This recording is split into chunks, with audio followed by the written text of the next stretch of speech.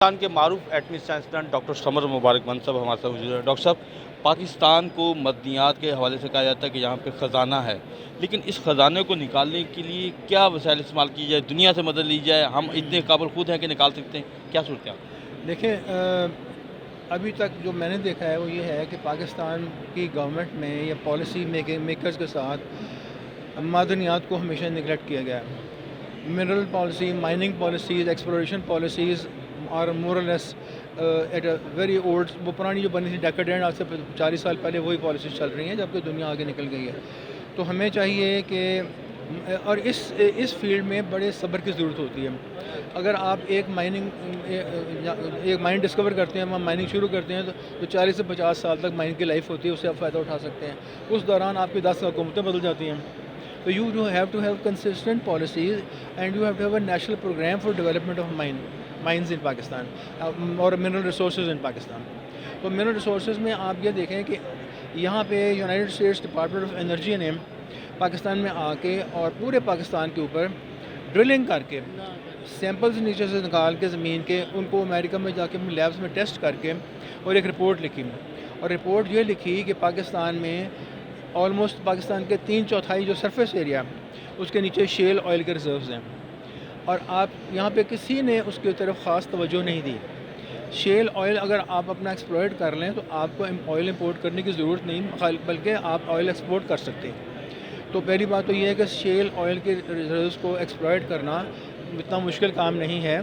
और आपकी बड़ी दोस्ती है चाइनीज़ के साथ, और मैंने वहाँ पे जाके देखा है शेल ऑयल किस तरह वो यूज़ करते हैं, एक्सप्लॉइट करते हैं, रॉक से निकालते हैं।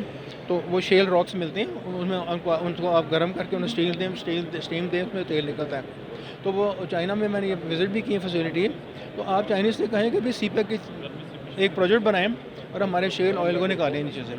और report is available on the net, और United States Department of Energy की बड़ी ऑथेंटिक रिपोर्ट है।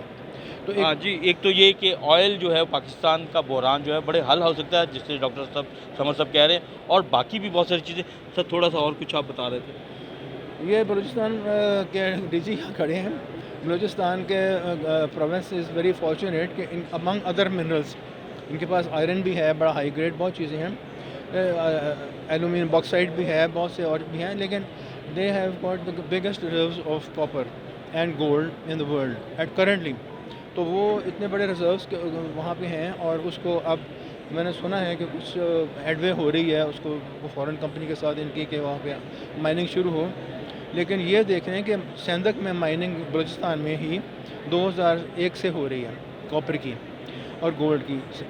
उस माइनिंग में 325 के करीब लोग काम कर रहे हैं, जिसमें से 290 पाकिस्तानीज़ हैं। If Pakistanis can do mining and refining to some extent, वो उसका कॉपर के इनगट्स बना रहे हैं।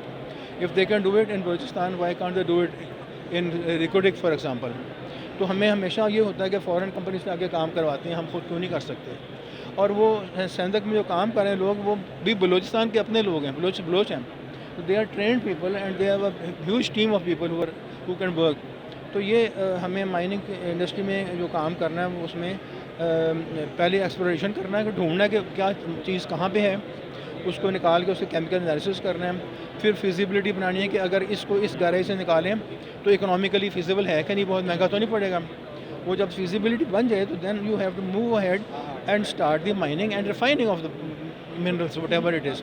तो वो आपके पास बड़े अच्छे केमिस्ट हैं, केमिकल इंजीनियर्स हैं। आप एटॉमिक कमीशन में यूरेनियम की माइनिंग कर रहे हैं, रिफाइनिंग कर रहे हैं, उससे मुश्किल क्या चीज़ हो सकती है। कॉपर तो, आयरन वगैरह तो उसके लिए बच्चों वाली बात है।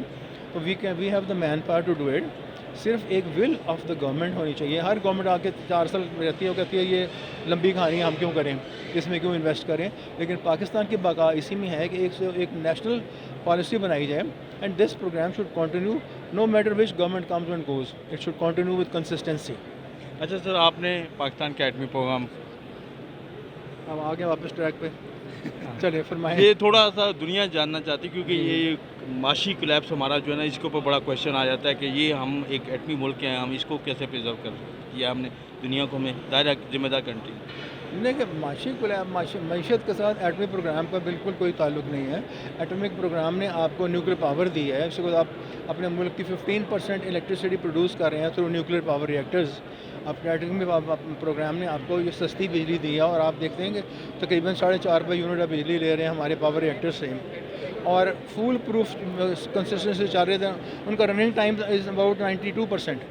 डाउन टाइम मेंटेनेंस होती है उनकी, बस बाकी सारा रनिंग टाइम उनका चलता है, इतनी अच्छी तरह से वो चल रहे हैं। तो एक तो ये तोहफ़ा आपको दिया न्यूक्लियर टेक्नोलॉजी ने। फिर हमारे न्यूक्लियर मेडिकल सेंटर्स हैं पाकिस्तान में तकरीबन 18 के करीब, जहाँ पे कैंसर का डायग्नोसिस और ट्रीटमेंट होती है, आपको पता होगा।